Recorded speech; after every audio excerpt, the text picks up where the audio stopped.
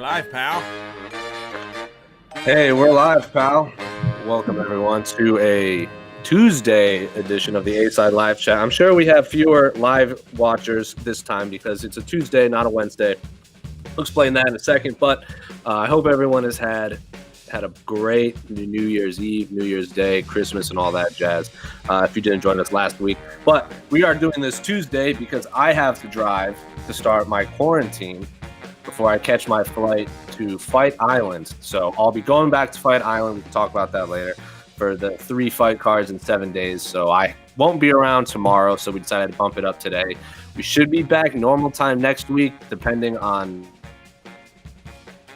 we'll have a media day or press conference or whatever on this Wednesday, but to be determined. But anyway, joining me this week is Alex, Savas, and Casey Leydon in sunny. Is it sunny over there in California? I'm just assuming. Yeah, overcast. Overcast California. It's overcast here too, but I digress. Alex, how's life? How has 2021 treated you so far? Oh, it's about the same. It was kind of a rough week. Yesterday, we had to take the cats to the vet for their routine vaccination, and it was just a disaster with the COVID protocol. Like, you can't go into the vet's office with them, so you have to drop them off, and it's like dropping off your little babies at kindergarten. It just breaks my heart. I really hated it, but all's good. We're good. All is well in the Savas. What's PJ's last name? Higgins? Higgins Savas household. Casey, how's life in Inglewood? Is it up to good still? Yeah, dude. Like I said, I'm saying this from the beginning. Once we hit January 1st, everything goes back to normal. We all knew this. It wasn't the election. It was January 1st. So things are back to normal. Oh. Everything's good. Yeah, man. Had a super good New Year's Eve. Stayed home, watched movies. It was awesome. I watched Soul, which ruled. Still haven't seen it. So good. And then I saw freaking Wrestle Kingdom last night. Yeah, dude. I'm sure we'll talk about it. Oh, dude. We'll talk about it. Dude. We'll talk about Wrestle Kingdom. We'll talk about Rizin. We'll talk about all the Japanese MMA professional wrestling you guys want to talk about. But you guys know the drill. You can ask whatever question you want in the chat. You can ask whatever question you want on Twitter. Hell, you could even text me because that's happened before. But, Casey, what is our first question from our lovely listeners? First question.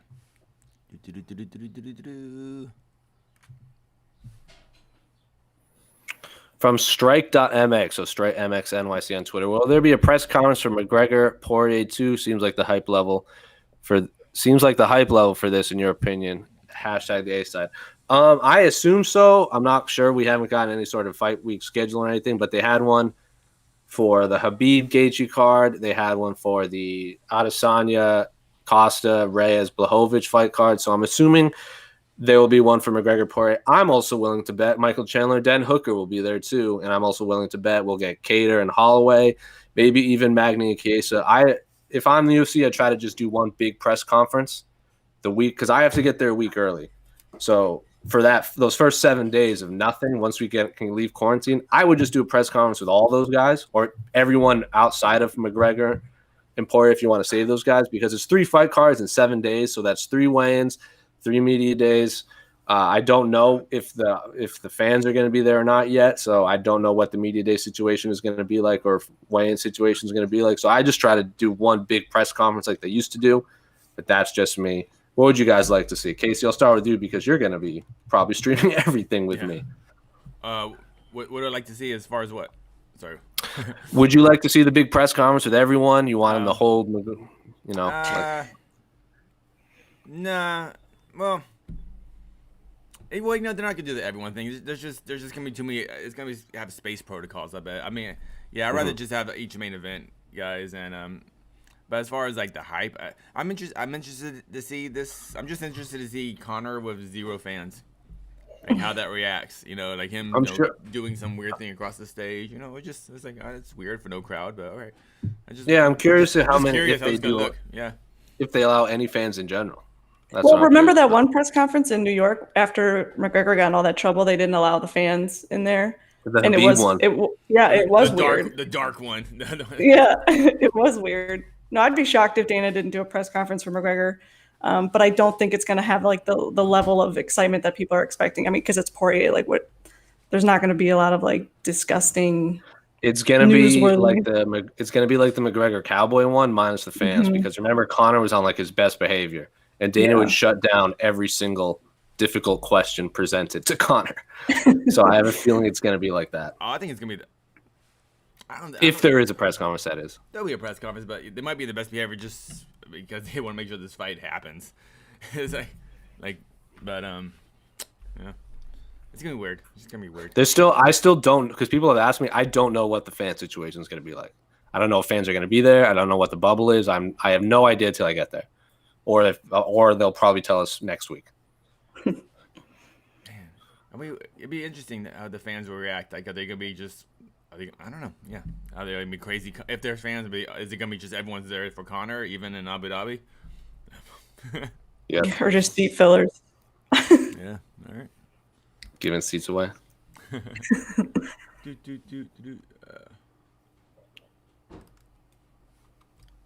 Joseph Boza in the YouTube comments. Thoughts on Dana's obsession with Leon Edwards versus Khamzat Chimaev needing to happen?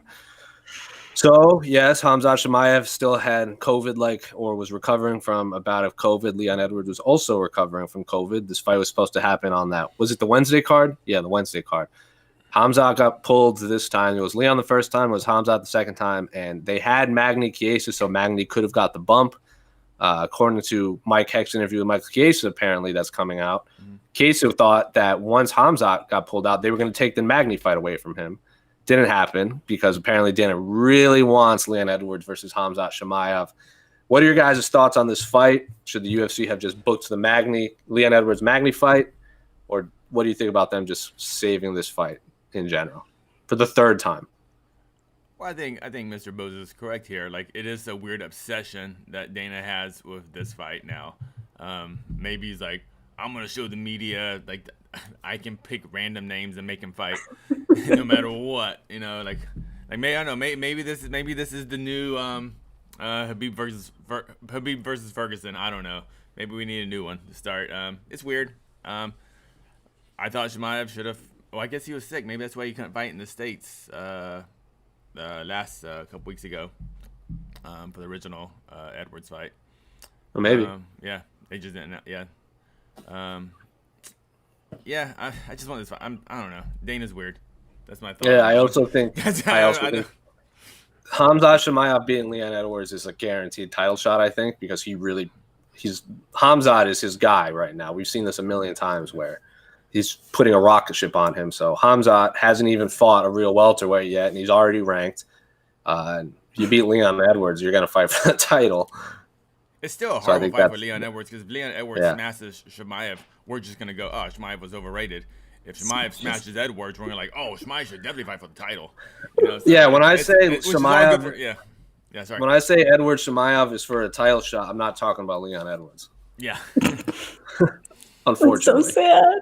It's very sad. But if he beats Chimaev, I wouldn't if they want to book Edwards, if in the scenario where Leon Edwards if he beats Chimaev, Wonder Boy's out there, Colby Covington's out there, Masvidal's out there, who knows, man. But it's a weird time in the world where both of these guys train overseas, so it's going to be difficult with protocols going forward anyway. When do we think this fight's happening? Does it happen by this summer? Yeah. Do you think it's still happen? I'd say he seems pretty determined to get this done. If there's anything we don't want to do is bet against Dana White. Oh, don't do that. Yeah. If this happens again, video. if Chimaev pulls out again, then I imagine they'll just book another fight for Leon this time. They don't want to. That'd be the third time this fight falls apart. Yeah, this reminds me of no, I don't want to say it. I was thinking Charles Oliveira, Nick Lentz trilogy. That actually happened. That was no. Hey man, we still got that banner of the Charles Oliveira, Jim Miller trilogy we could book. Let's not forget those fights are 1-1 too. All right, thank you, Mr. Boza. Here we got actually look at this big old question. So good God. So I broke it up into 3 parts, but this is from our website. So Tristan Gordet, probably right. Yep. Give it. You wrote a full-on thesis for us. I like it. At MMA Fighting, what were your thoughts on Kyoji Horiguchi's win over Kaya Sakura this past week at Rizin 26? Did you think it was premature as far as the stoppage goes, or a good call? Also, would you like to see Horiguchi back in the UFC again? I think he can make a run at the UFC bantamweight division, especially with the fact he's been considered the best fighter on the ATT roster. I didn't watch it live. I watched the replay. Casey, you watched it live, correct? Yeah, I watched it live. What did you think of the stoppage? Just real quick. It was fine. Yeah, I had no issues with the stoppage. It was fine. Asakura's head was kind of just he had the glassy-eyed look going. I don't think there were issues. Yeah, sure. We wanted him to be out cold, because I think you always want that definitive knockout, but that's why we have TKOs. That's why we have refs, man, so you don't get those violent knockouts. Would you like to see Horiguchi back in the UFC? No. Anyone? No. Why, man? We got. What, so we can fight once a year? It's like, no, dude. Have him fight over there. Have him fight big shows. He still fights in Bellator. They're gonna do that thing eventually. So no, of course not. I don't really care if he goes to the UFC or not. I like him in Rizin, but if you want, I'm not gonna say no to watching Horiguchi versus Yan or Horiguchi versus Figueiredo. But if it doesn't happen, it doesn't happen. I just want to see Horiguchi fight. I don't care how many sides of the damn cage there are. As long as he's happy. As long as the Gooch is happy. Have you seen those videos? I've been sharing those videos of him just laughing. Have you seen this? Yeah. He's a very nice. He's also a fisherman in MMA. He is the cutest laugh. He is the cutest laugh in MMA. Pound for pound, cutest laugh. I love it. Yeah, that video you put together, Alex, of the best moments of 2020. You could probably, if Horiguchi is active, you can make a full-on video of just him. How about him and Amanda Hebas? Yeah. Yeah. Man, they both train at ATT. I love it. That's a lot of positivity inside that building. Get him in a room, and I know Gregor Gillespie. I know Gregor Gillespie also always claims best fisherman in MMA. I think it's Horiguchi. It's Horiguchi. Everyone knows that. I mean, we everyone's polite to Gregor. Like, sure, Gregor, you're the best, but we all know. Well, to be fair, Gregor Gillespie, when he wanted to clarify, I can't remember the exact. There's very specific types of fishing, like freshwater, like saltwater, like fly fishing, this and that. He had a very specific type of fishing. He goes, I am the best. There might be a better of a different type of fishing, but I am the best at this. So I don't know what type of fishing he does, and I don't know what type of fishing Horiguchi does. But I say, instead of fighting, they just have a fisherman off. 3 different types of fishing. One in Horiguchi's world, one in Gregor Gillespie's world, and one neutral. But see, make it happen. But see, Dana White, cross promotion. Come on, see, that's the problem, man. Like these promoters are not letting the big fisherman fights happen. Yeah, right, man. That's all we want in 2021. Listen, if you're going to justify the cost of rising pay-per-view prices, at least throw in some fishing. We got to get something. What do you think we're paying for? Right. That baiting tackle ain't free. No. What was Horiguchi's last fight before this? I know he hurt his knee. It was the knock. He lost. It's when he lost. Yeah, too. It was his loss last year to Kai. Yeah, what month was that? 2 years ago. He's been out for 2 years. The voice off camera. Yeah. I was gonna say, who fought more recently before this past week? Like before Horiguchi's fight before Asakura and Horiguchi, who fought sooner, Horiguchi or Gregor Gillespie? Because Gregor Gillespie fought on that MSG card at UFC 244. I'm assuming it's him then. I didn't know if Horiguchi had a fight between them. Anyway, we move on. What was the next part of Tristan Gordet's thesis?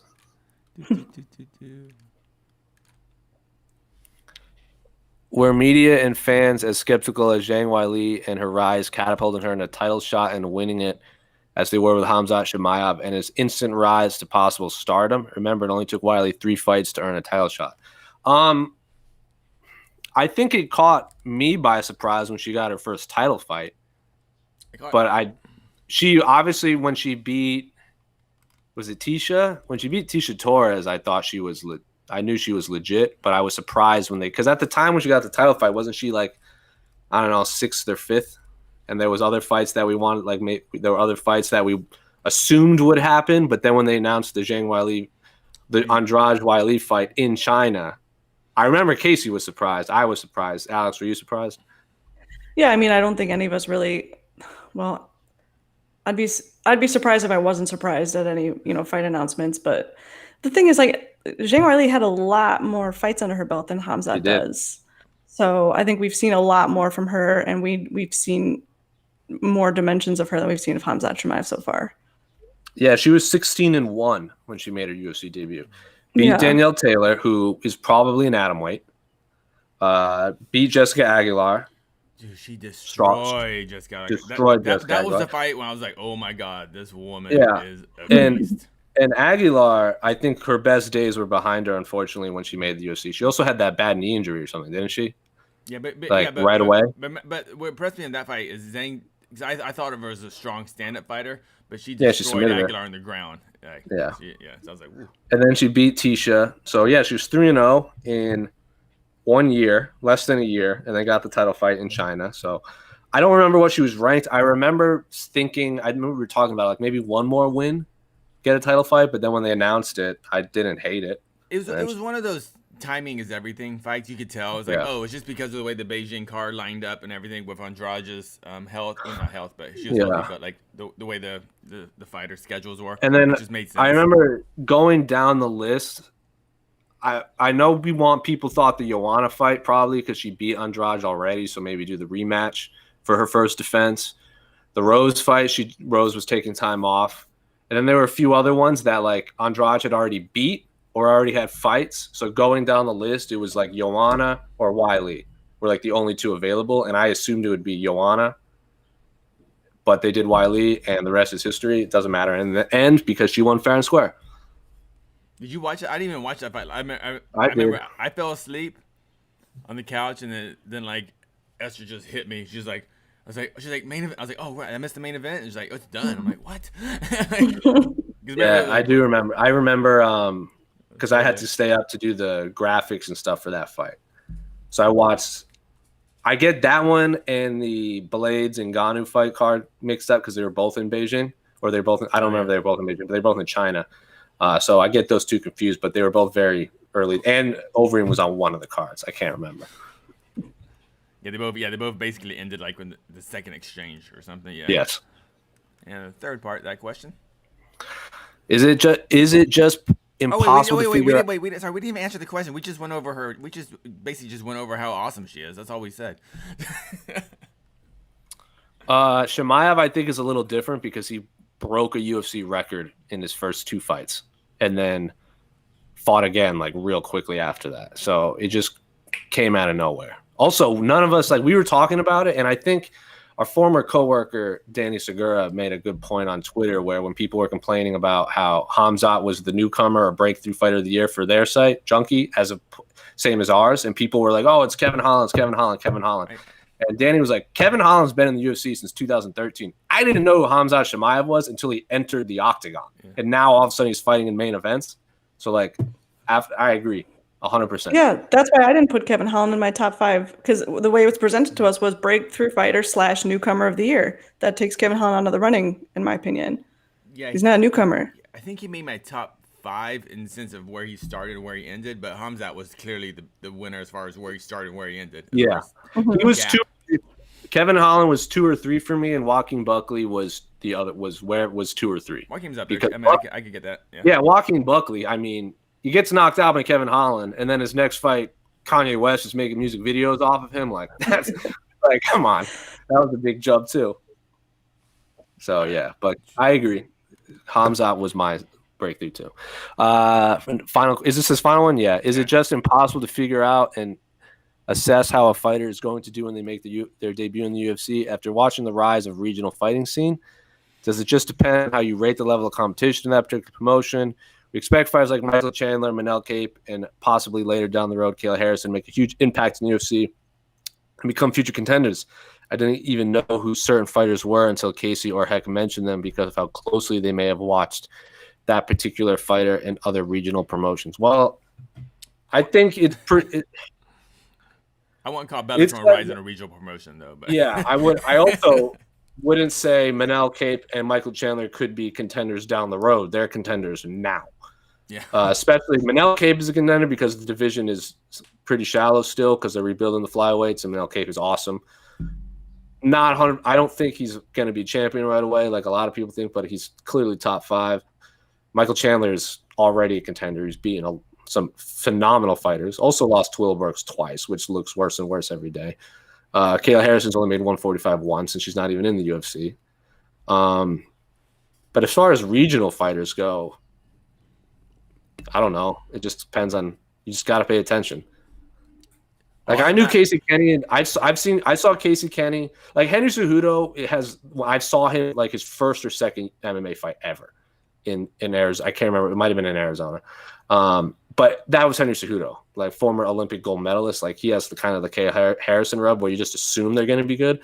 But I've seen Justin Gaethje and Casey Kenny fight a lot on the regional scene in Arizona, and just knew they were going to be phenomenal moving forward. So I think some fighters just have it, or they come from a good camp, so you kind of focus on them. That's how I've watched fights anyway. Yes, no, thoughts? I don't really pay a lot of attention to the regional scene, so I'm not going to answer. You also just like you see like they come like anyone that came from the MMA lab or like Fight Ready in the Arizona regional scene, you just knew they were at least took it seriously. So you kind of pinpointed them to pay attention to. They're quality fighters. Were they gonna be championship level, fighters in UFC or Bellator? Who knows? But they're obviously trained, very good dudes. I just watch Street Beefs, and I go, "Oh, this guy good fight." That's all. I just watch Street Beefs, so that's what I did last night too. Before I watched, even like before the match. I've never seen Street Beefs ever. Oh, so good. I see people tweet it. I didn't even it wasn't even on my radar until recently. Dude, what is it? Their numbers are insane. Their YouTube numbers. Yeah, that's what I looked at. I'm like, this is who was it? They do the weird intro, and then the guy got knocked out like real quickly. That's the first one I ever saw. Yeah, that kind of went viral and stuff. But they have maybe thousands. I don't know, at least 1,000 fights up there, and they're all you're so close. It's so cool, and it's so funny, and Street Beefs. It's the best. Savas, get on it. What is it? Google Street Backyard fighting. Backyard fighting. But yeah, they have boxing, they have kickboxing, MMA. They have rules of respect. Settle the beef. In Satan's backyard. Yeah, good stuff.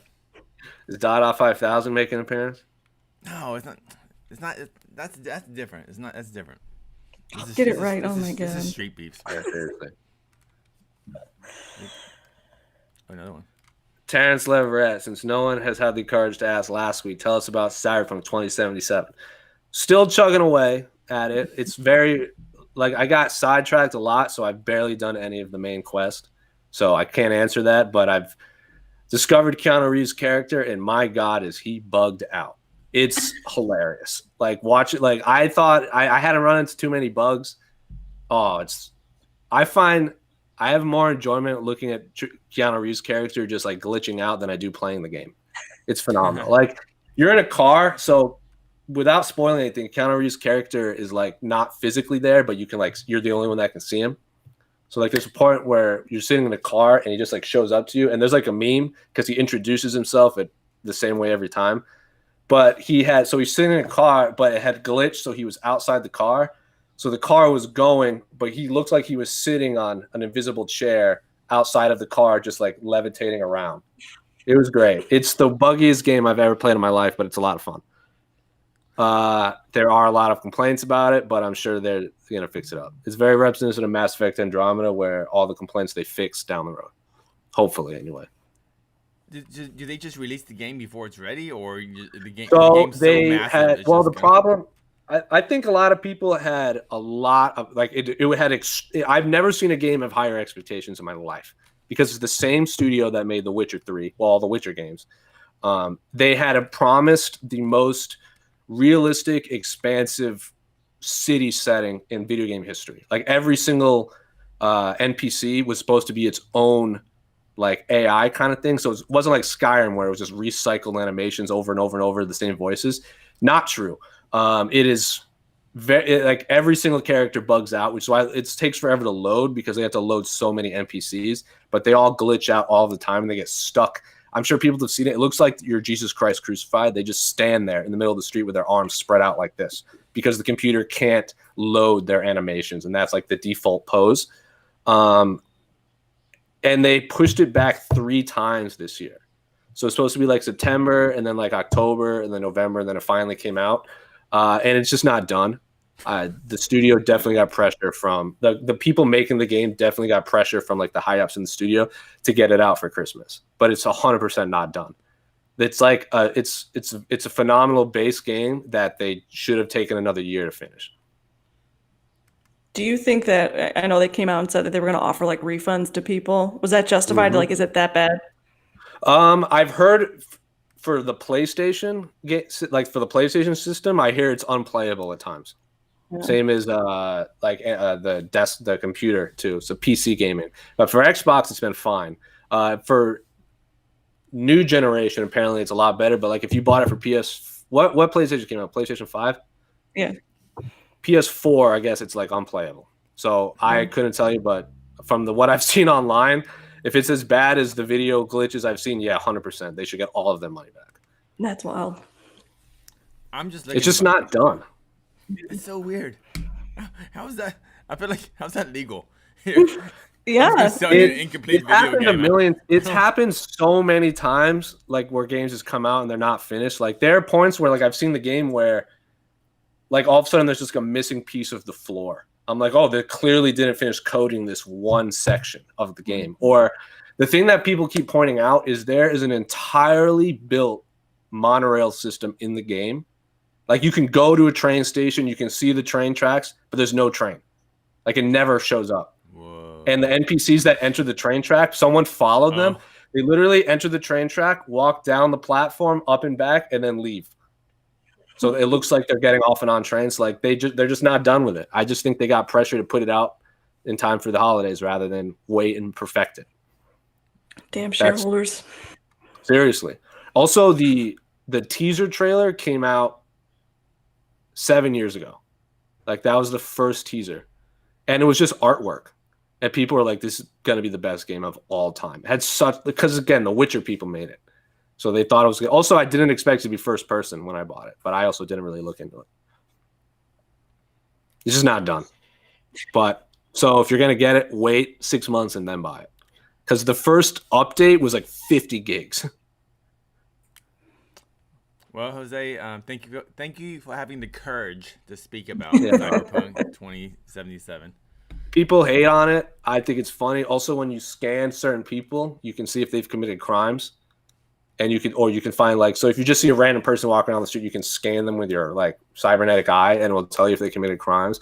And one of the registered crimes is putting pineapple on pizza. 2 stars. So you can scan an NPC and it was like unlawful use of pizza to pineapple. Like it's real, like official. Pineapple on pizza is fine. Sweet. No, it's awful. It's terrible. If you don't like it, you don't like it. It's like, I don't understand. Like if you like people put mushrooms on pizzas. I don't like mushrooms. I'm like, it's still a pizza. I don't get it, man. Why are people hating on other people's pizzas and enjoyment? I don't make fun of it. You're from the city of soup. You understand?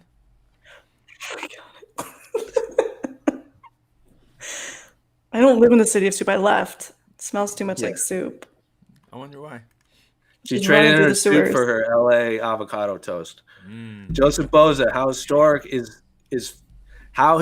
is for the UFC that UFC on ABC 1 is Holloway versus Cater? That is a good main event to debut on ABC. A potential shot at Volkanovski could be on the line.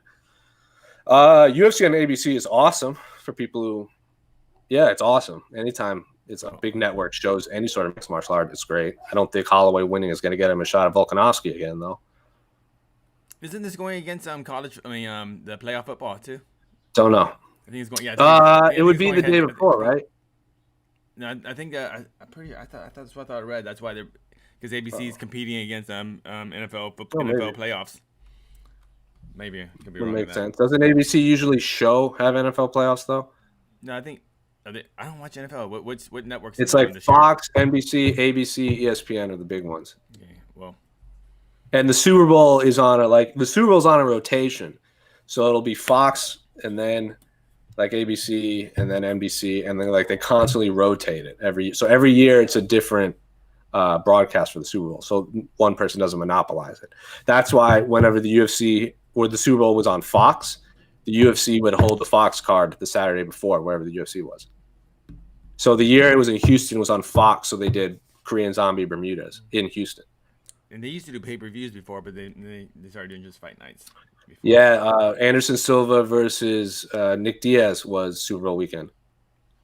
Because that Super Bowl was in Arizona, and I was gonna watch that. Obviously, I was gonna watch the Nick Diaz Anderson Silva Nick Diaz pay-per-view, but the last minute they announced the Roots were playing a giant free concert downtown, so I went to see the Roots instead.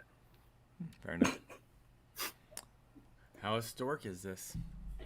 It's regular historic. I will say MMA is not a very accessible sport for people. And it's getting better as far as like, okay, it's on ESPN. You're going to tune into ESPN and you're going to watch the whole card. But before, my God, it was like, okay, Fight Pass, switch to this.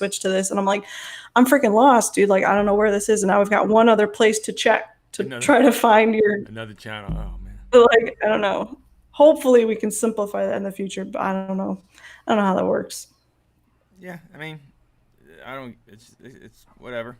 They were on Fox. Strikeforce was on CBS. EXE was on CBS. You know, we've seen MMA on network TV before. I guess yeah, cool. It's a good main event. Yeah, so Saturdays. It's a fun main event. I don't know what it means as far as who's this Saturday's playoffs are on CBS, Fox, and NBC, but I don't know what the next week's schedules are. So it would be during the divisional round, if I'm not mistaken, because this would be the wild card. But Alex doesn't watch football. Casey, do you watch football? Okay.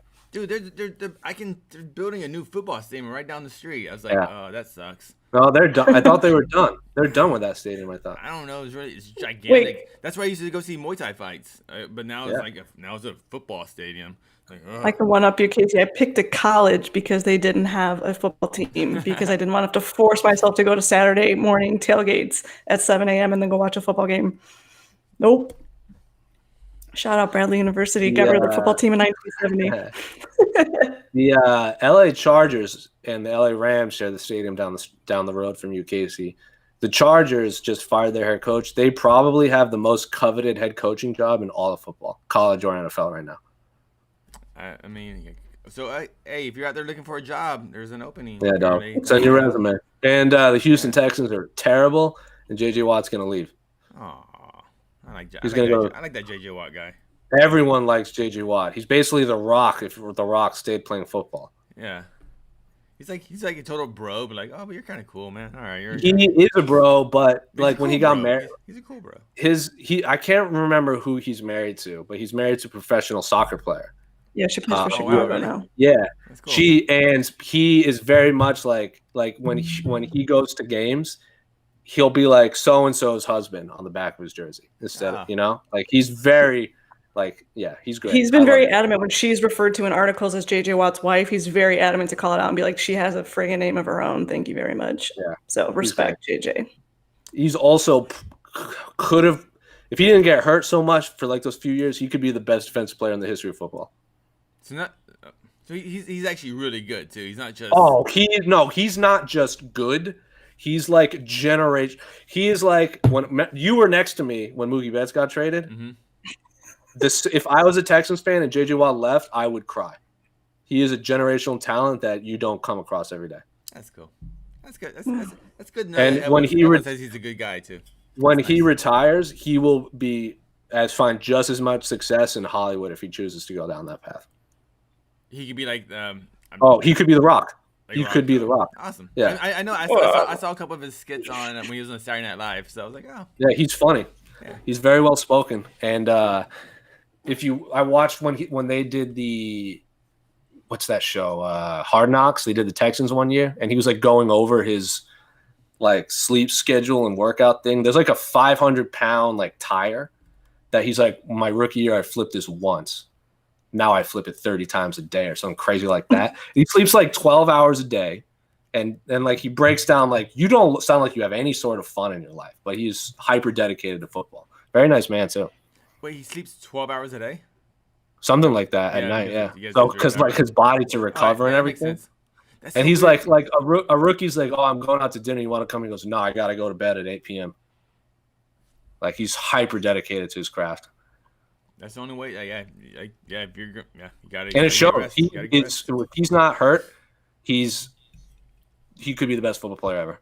And when the floods in Texas happened, him and Jose Altuve of the Houston Astros did so much for that community that they both won co-athlete of the year for Sports Illustrated. Aw. And then when they did the first game back in the stadium in Houston, because that's where a lot of people went to escape the floods, he came out and was all emotional and everything, and then he shattered his leg and was out for the whole season. Why would he do that? So, well, I don't know, man. Get it together. JJ, I was just a big fan of you. I just want him to hold me. I feel like just pick me up and carry me around, sir. And you know who might be better? You know who might be better than him in football? His brother, TJ Watt. Oof. Plays for the Steelers. They're both phenomenal, and TJ Watt is probably going to win Defensive Player of the Year this year.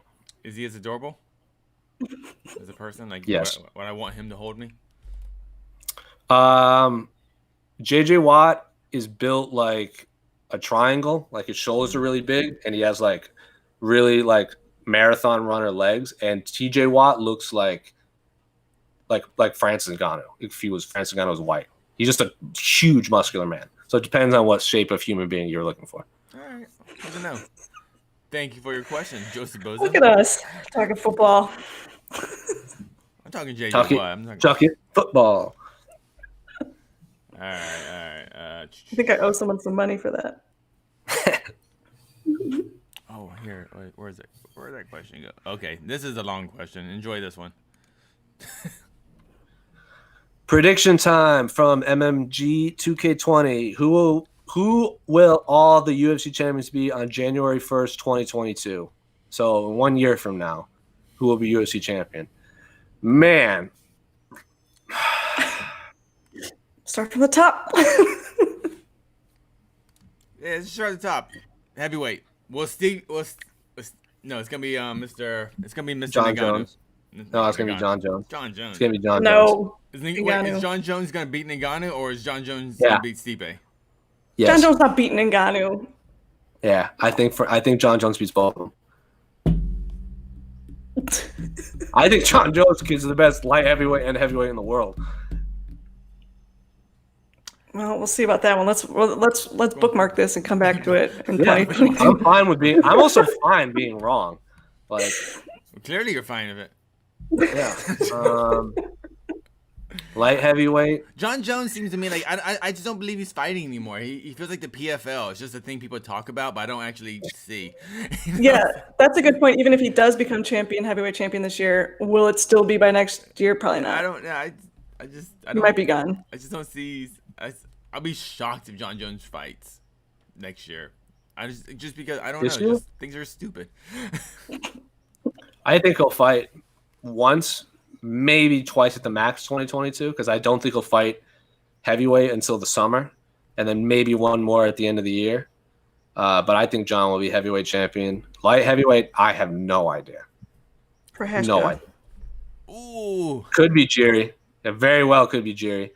It could be Dom. It could be Jan. It could be Izzy. There's so many. Because now it's open. We haven't had an open light heavyweight division in like 10 years. Middleweight, that's easy. It's going to be.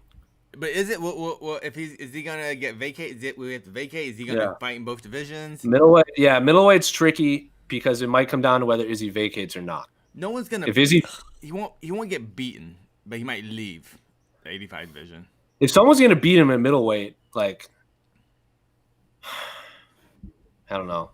Like Whitaker could be champion if Izzy vacates or he just beats Izzy. I think Whitaker is the best answer outside of Izzy. Correct. Next. Welterweight's tough. Welterweight. I think Burns. I think because he's going to be an active champ, I think he's going to beat Usman and probably stay up there. So Burns is going to be ducking Chimaev? Is that why he's going to keep it out? Yeah.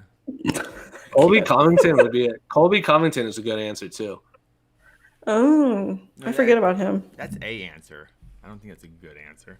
I think if he's, would you be surprised if he's champion January 2022? I wouldn't. I would. Yes. He's just like, for what people, whatever you feel about Colby Covington or not, he's a phenomenal fighter. He might just be the second best welterweight in the world, but Nah. I would like to see him. I would like to see that rematch against Usman. That was a really good fight. He's in a new camp now. Right. So lightweight. That's vacated right now. That's vacated No right clue. now. No idea. I say no idea. We could have 3 lightweight champions in 1 year. If anything, Conor could win it and then not fight until 2022, and he's just champion still because he never fought again. Please don't. Like he's still the 45 champ. Yeah. So like because you saw that whole Twitter DM thing, that automated DM thing on Twitter that the UFC's bot. I tried it and I got the exact same like tune into the lightweight title fight, but then someone else tried it again and they'd already fixed it. So if Conor wins January and then takes another year off like he did, and he's still champion, wouldn't surprise me either. Poirier, Gaethje, all those. There's so many. Featherweight is also tough because Brian Ortega looks really good. But Volkanovski hasn't lost yet in the UFC. Man, I don't know. The only champion I can confidently say will still be champion this time next year, if she continues to fight, is Amanda Nunes at featherweight, and then she might vacate the bantamweight one. I don't know. Amanda Nunes will have some sort of belt this time next year. I can confidently say. Valentina too, maybe. Yeah, I think Shevchenko's still there.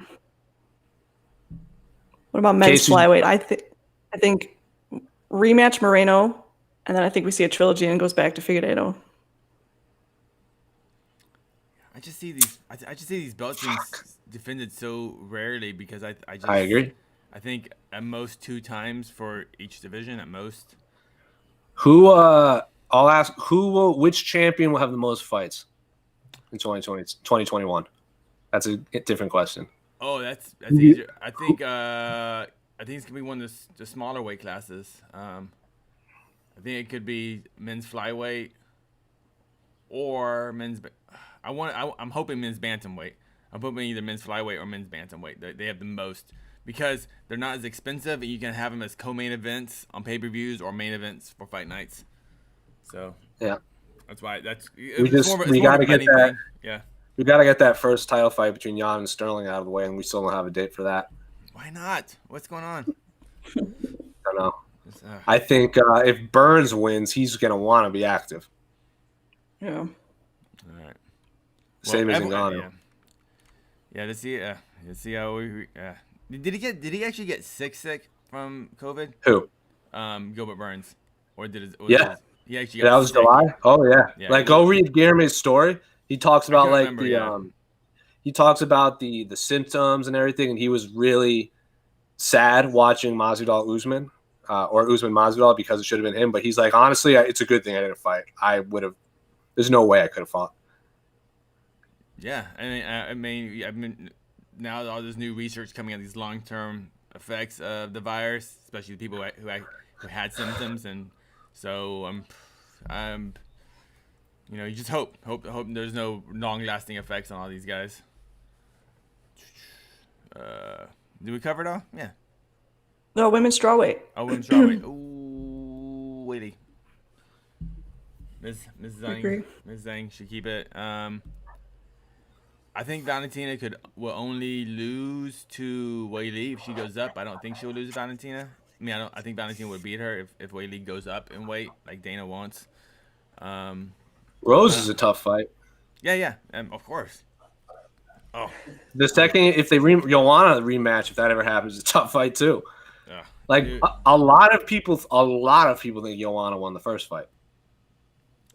Okay, but either way, yeah, it's like either way she won. But I'm saying there's a lot if she Weili. It depends on who she fights this year, I think.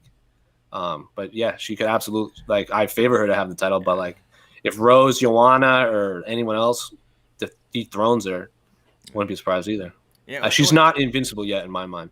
Yeah, and when I say this, I'm thinking if next year is gonna be a completely normal year where people can just travel internationally freely, but Yeah, that's gonna mess up so many things. Ooh, and now Dana doesn't have his boy in the White House to maybe pull some strings for getting some visas and stuff. That's actually gonna create issues, man. So he's made calls. You're Man. not wrong. You ain't wrong. You're not wrong. So yeah, it's bad for us if we want the cool fights. All right. Waleed Ride. I'm sorry if I mispronounced your last name. Let's say Israel beats Jan for the light heavyweight title. What division would he vacate? I can't see him fighting Glover because that fight wouldn't sell. Maybe he waits for a name like Till or Holland. I don't think Izzy vacates any immediately. If it's up to Izzy, he would fight probably almost every pay-per-view, but because now that he's in that top tier money-wise, I mean, everything, like as soon as these guys get to that level, they can fight every week when they're making 100,000, 200,000. Once they're making the millions, then all of a sudden they're not fighting as much because it's harder to book them, and UFC has to be much more strategic in how they book it. I think Izzy's just going to be double. If he beats Jan, because that's still not guaranteed. If he beats Jan, I think they're going to let him hold on to as both of them as long as he wants. It's going to be up to him to vacate. The UFC's not going to strip him. I also don't think if Izzy beats Jan, then that Glover would be next anyway, unfortunately. I agree, unfortunately. Yeah. It's going to be so weird if just John not fighting, or I guess he's fighting Stipe. No, I think Dana White said that John Jones will fight the winner of Stipe and Francis. Yeah, so that means John Jones won't be fighting for probably another year until maybe the end of 2021. That is a lot of ring. John Jones is he's not how old is John Jones? He's had long breaks. Yeah, and he came back and look how he looked against OSP. It's true. Yeah. So then he came back and head kicked Daniel Cormier. He did, but then something else happened. It's not a win. Yeah. It's not a dub. Not a win. He smashed up Gustafson on another weird card. That was weird. I'm glad Waleed added Holland though, as being like a big name opponent. Like Till or Holland, like Whitaker's still a card, but who does Chandler fight after he whoops Hooker? I don't think he's gonna whoop him. Like that's a tough fight for both guys. Basically, does Chandler get a title shot after he beats if he beats Hooker? Convincingly. Or not convincingly. Dude, if you get your arm raised against Hooker, yeah, that's convincing enough.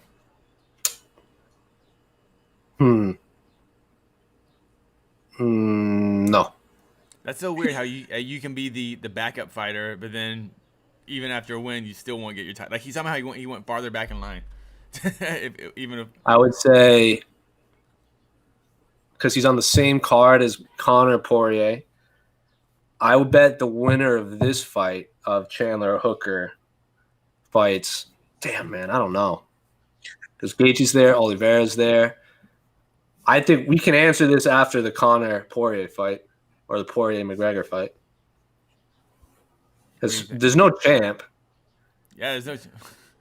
Rumor is the champ retired. Rumor is. I don't know if there's any documentation of it or did anyone film it. Because there are 6 fighters that could fight for the lightweight championship of the world, and I don't think anyone would have complaints. McGregor, Poirier, Chandler, Gaethje, Oliveira, and then I'll even add Hooker because he's part of this. Like any one of those 6 after Saturday could fight for a championship, and no one would you guys complain? No. Casey's like, yeah, I would complain. Just to complain. Have a freaking tournament. Have a freaking tournament. God dang it. They're never going to do a tournament. No, dog. Nope. And remember, let's not forget, Conor's already said he wanted to fight RDA too. Hey, who did RDA just beat? Felder, right? Felder. Yeah. You got RDA right there too. I don't know. Makhachev is up there if he ever gets a fight. Is he fighting Dober? If I'm not mistaken, maybe? I don't know. Oh.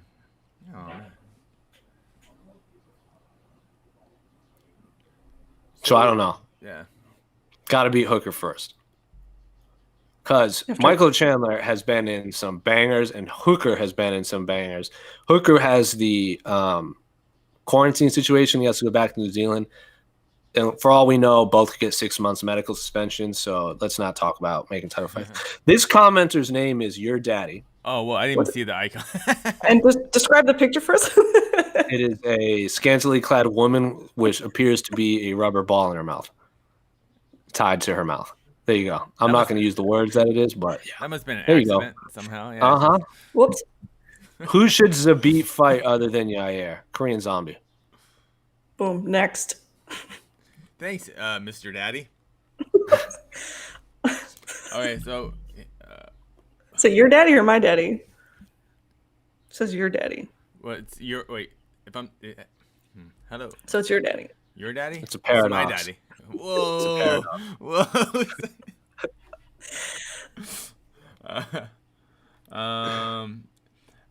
I'm gonna put this one because I do not know the answer, but Jonathan Ram giving Chimaev video coming out with Kadyrov last week, a person the U.S. has sanctions against. Should Chimaev's visa be revoked and the UFC be blocked from doing business with Chimaev? I don't know Should about that. Is yeah. Yeah. They're not going to. They're not going to. That's the answer. This would be a good question for ask Kareem Zidan on Twitter. He'll give you an answer because he follows this and reports on it all of the time. Yeah, the UFC's not going to do it. Well, it's not going to be the UFC's call. It's going to be the U.S. government could revoke his. Maybe because there's been a lot of athletes that I've read about that don't necessarily, they might not want to be there or take photos with him, but it's not like it's one of those situations where you can't say no for your own good. Absolutely. Like I remember when Mo Salah in the last World Cup. Was the last World Cup? Yeah. He had I read that he had gotten woken up and basically just taken to him and had to have dinner with him or breakfast. And he's like, where am I? It looks like he didn't know what was going on. So you can't say no to taking photos with him. So I don't know the situation. I don't know. Yeah, but that is a good question, Mr. Ram. It is. And I don't know the answer to that. And yeah. And that's actually going to be up to the U.S. government if they're going to, as far as I know, to enforce that. Well, I don't know. This is, when I got into MMA, I was like, you know what? I'm going to study guys' arm bars, what's the Kimura, all this stuff. And now, 12 years later, I got to know a freaking foreign policy. You have to be a foreign policy expert now. It's crazy. I was like, I don't know the answer to that. But I have a feeling, though, it is a real issue, though. Yeah. It's not going to be an instant gratification thing, instantly Chimaev can't fight. This is going to be an ongoing thing for a while. We won't hear about it probably for a long time. Yeah. He's also not the first fighter to have a photo taken next to Kadyrov. The first one post sanctions, because I know those sanctions got. All right, yeah. You're right. That's why. That's why this question is a little now unique. So yeah. Because Kamaru Usman got in there just in time before the sanctions went in, I think.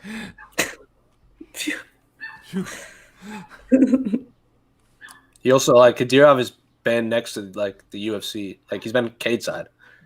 Yep. And you should talk to UFC staff about that night. It's great.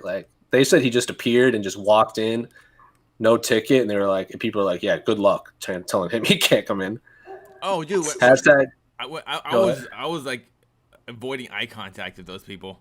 Because I was like, dude, I want to make sure I can fly back to America when I was over there.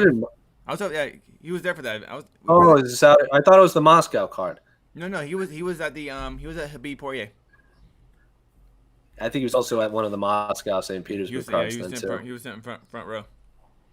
Dana claimed he didn't know he was there. Yeah, sorry.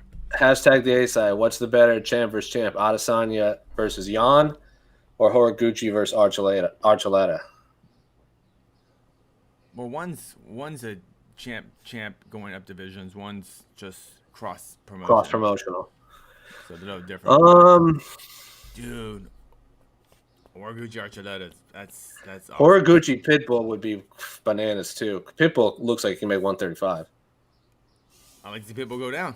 Have Pitbull at 35 Alright. versus I don't know, could be anyone. Archuleta. Yeah. I would say right now, Jan versus Israel, just because that fight is booked, and it's a fighter going up in weight. But both are awesome. Yeah, they're good. Yeah, can't lose to that one. No wrong answer. Can't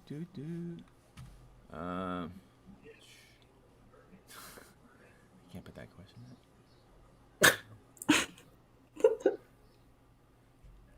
Someone said I tried too hard being a hipster. Okay. I'll try. Damn it, Casey. I'll try less. Everyone loves a try. What did he say? Yeah. Everyone loves a try hard. Yeah.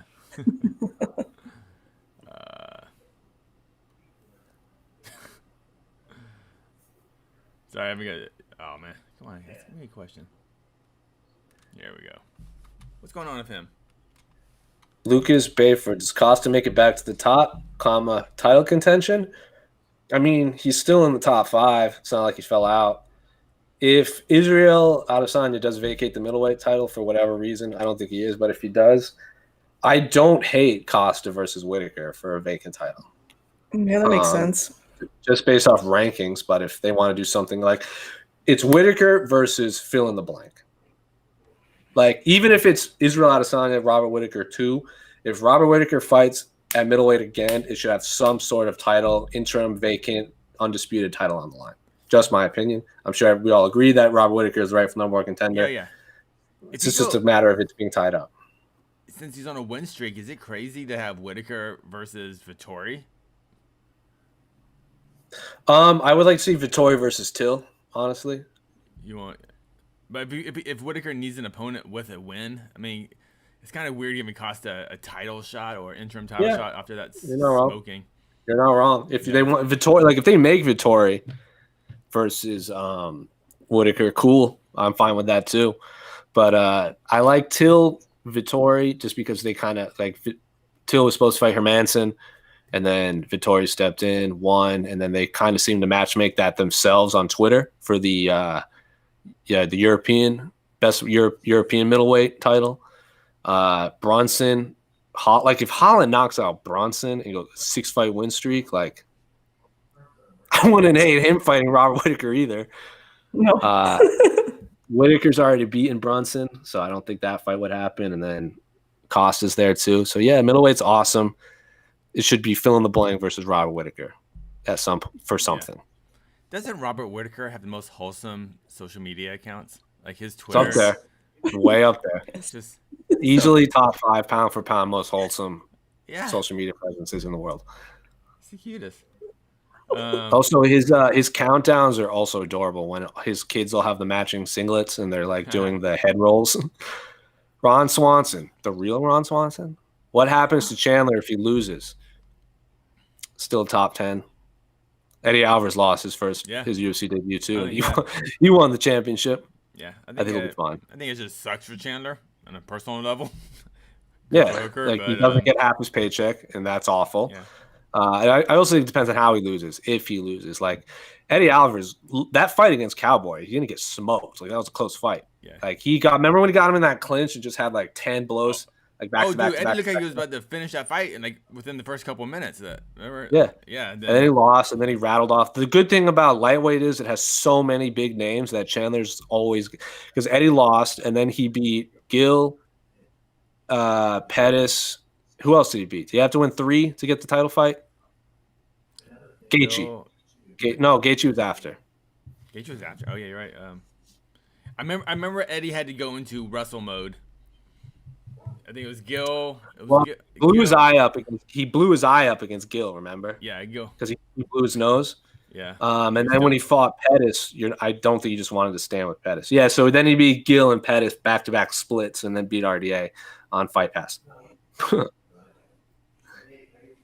So I think it just depends on if and how he loses. Man, he had no easy fights, did he? Who? Eddie. No. Cowboy, Gill, Pettis, RDA, Connor, Poirier, Gaethje, Poirier.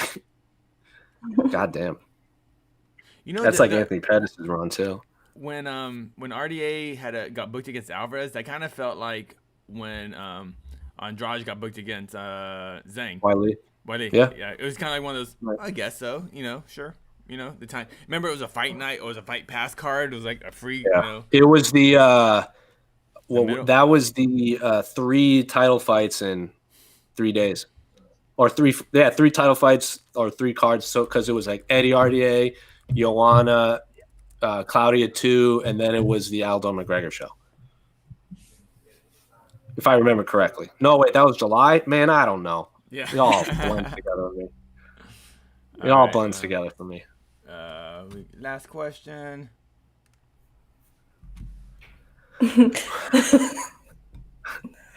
Alex, you want to read this one then? Would Jake Paul beat Ngannou? Come on, Rich. I think we all know the My answer real is question yes. is, why is the P in Jake Paul the only thing uppercased in all of this? I think Jake. I don't know. Maybe Jake Paul. No, yeah. I'm not even gonna. This question. You put it up. I know. All right. Last one. You see, I saw Jake Paul selling his house so he can focus on fighting. Yeah, he's moving to Texas. Or I didn't say where he's moving, but he's leaving California. Jake Paul is? Yeah, he's selling his mansion in Calabasas. Oh, no. Yeah. So you're all friends with Andres when he was on the A side, and he covers box. We cover boxing if it's like a big fight, or like there's an MMA cross promotion type thing. Like Andres actually covers boxing. Like he studies it, watches it. He's been doing it for a long time. When he was on the A side, he's like, Jake Paul has a good jab. Like he works on it. Like he actually takes it seriously. So the fact that he's like, I wasn't surprised he beat Nate Robinson. Nate Robinson's a better athlete. Jake Paul is actually trains all of the time and has a very good jab for someone of his level of fighting. Like he has compared to if you take everyone else that's like what 2-0, 1-0 at thing, Jake Paul has a very good jab that will shock a lot of people when you get in there with them. So Jake Paul, I think his shenanigans overshadow how seriously he takes boxing and how much time he's putting into it. Will he be a champion? No. Will he beat Conor? No. But if he fights people that are 2-0, 1-0, 3-0, whatever it is, I think he could do something. But he's not going to be champion. I also just think people underestimate how good he is at boxing for a man who's had so few fights. Yeah, I don't doubt that he's got actual talent. Him or his brother, they're obviously good at what they do. It's just they just happen to be clowns on YouTube, and that's why nobody takes them seriously. But also, celebrity boxing is it's not a new concept. It wasn't invented by the Paul brothers. But it's just instead of celebrity boxing, now it's YouTube. YouTube personalities? Celebrity influencer. It's just influencer combat. That's all. It's just that's what it's gonna be. It's just gonna be for the next 5-6 years. It's gonna be just big Instagram stars fighting, transitioning and fighting in other sports. I mean, fighting in other whatever, doing. I don't even, what does he do on YouTube? I don't get it when they say YouTube personality. What does he do? I don't. Shenanigans. What, like Jackass videos and stuff. Jackass videos, pranks. Spend a lot of money. I'm gonna buy a pool and fill it with jelly beans and jump into it because it looks fun. Stuff like that. Just tomfoolery. Cool. Dude, a millennial that has a lot of disposable income that makes his disposable income from doing said tomfoolery. So he just keeps trying to one-up himself. I mean, I know he's making money off this, but cool. Making a lot of money. Watch my 666 in the YouTube comment. What was GSP's big announcement? Budweiser, if I'm not mistaken, right? Teamed up with beer. Yeah. Or was it non-alcoholic or hard seltzer type thing? Yeah. A non-alcoholic seltzer? Is that just seltzer? But it tastes like Budweiser or something. Bud Light. I don't know. Well, you pay for that? It was not what you expected, if that answers your question. No, I did not think GSP's big announcement was going to be non-alcoholic seltzer tasting Bud Light. But it's 2021, new year. All right. Last question because we're at the hour mark. Jack Attack MMA. Does Jones have legitimate plans to debut at heavyweight? And if so, why the holdup? Yes, and he's definitely going to debut at heavyweight. I think it will be this year. And if you follow his Instagram, he's taking his like John Jones does everything calculated. He's not just he doesn't want to be a light heavyweight that just doesn't cut weight. Like he said 4 years, if he moves up to heavyweight, he's going to take time to make his body an actual heavyweight fighter. He's not going to be like Israel Adesanya, who doesn't want to cut weight. He's just like Israel when he fights Jan, it's just going to be a middleweight that's not cutting weight. Or like I think Ryan Bader for his first few heavyweight fights, that's what he was. He was a light heavyweight that just wasn't cutting weight. And then eventually his body just became a heavyweight fighter because he'd stopped cutting weight for so long. And then you saw it was extremely hard for him to get back to 205. So yes, he will. He's just taking his time to get his body ready for the heavyweight division because those cats hit very hard.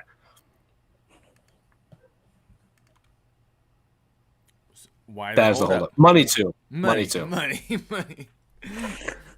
If Mr. Dana White threw a whole bunch of money at John Jones will fight tomorrow evening.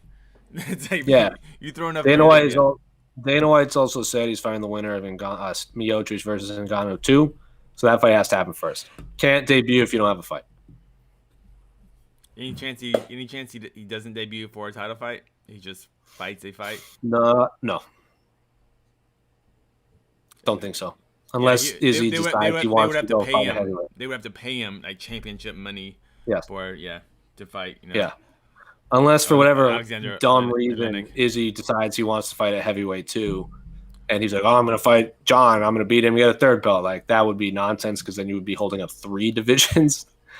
So, yeah, don't do that. But, yes, John will debut a heavyweight, but it'll be for a title. Unless Brock Lesnar shows back up. But we're not going to talk about that. So, we mentioned Hamzat. We got Connor talk. And we even got Brock Lesnar talk. So, we covered it. We covered our headline. When's Ronda going to rematch? There you go. Hey, what about Bob Arum? Oscar de la Hoya. Anyway, that's the music. That's been this episode, this Tuesday episode for the A-Side Live Chat. That's Alex, that's Casey there in lovely overcast LA. I'm going to start my trek to quarantining tomorrow. Alex is going to be holding the fort down while I'm driving again, but we'll be back. Until next, hopefully we're back next week. We'll let you know when we get our actual fight week schedule for the Fight Island trips, but stay locked in on the MMA Fighting's YouTube channel for all sorts of fun content. Until then, we're out. Watch New Japan.